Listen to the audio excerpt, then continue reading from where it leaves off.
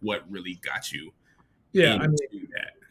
Clearly there's probably three things: the physicalness of it and the staying in shape. I'm 60 years old, so I still go and I spar with guys your age, all the time. So, that keeps me on my toes and, whatever. But the mental part of it, big time, right? I'm actually working on a blog right now, or a thing that I'm writing, transferring all of my martial arts learning into my business. And how you guys were talking about the grind before. I'm not elitely talented, but I'm elitely dedicated. I'm not as talented as you guys are, but 40 years I've been grinding it.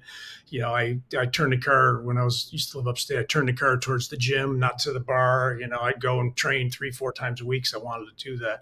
So all of that perseverance, all that kind of mental fortitude is what really makes me stay with it and want to do it. So I think it gives you an edge in life, when you got that kind of, wherever you go, like you guys are top athletes and you got that kind of attitude. You walk into another room, you got an attitude that you're bringing to the room that other people aren't bringing to the room. And then self-defense, got to go on the subway every day. I mean, yeah.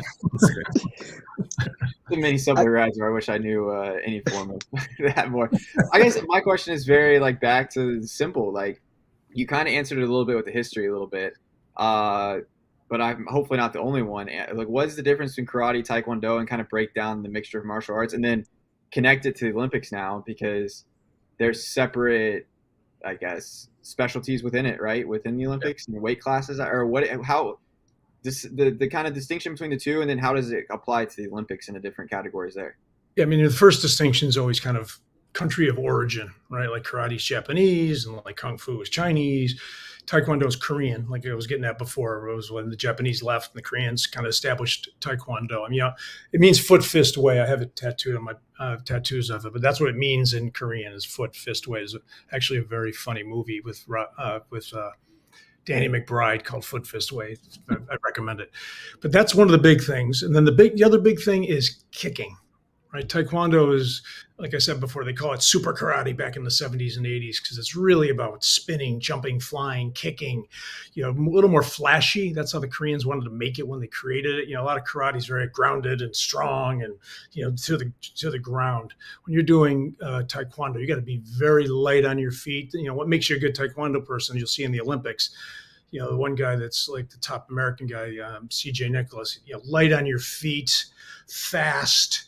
They're very skippy the way they move. Like you watch a boxer, they're kind of planted because you want to really throw some leverage into your punch. If you plant your legs, the time it takes you to get off that plant, raise your leg and throw a kick, the guy's, in a taxi gone, so you got to be light on your feet so you can fly those kicks out a lot faster. I don't know if that answered it exactly, but yeah. That's good. We're already getting knowledge of Clayton. I like that. Man, more knowledge than I had 5 minutes ago. That's for sure. There's no punching to the face in Olympic Taekwondo. Right? There's two types of Taekwondo. There's ITF, WTF. The Olympics is WTF, which started in the 70s. The original one from 55 was ITF.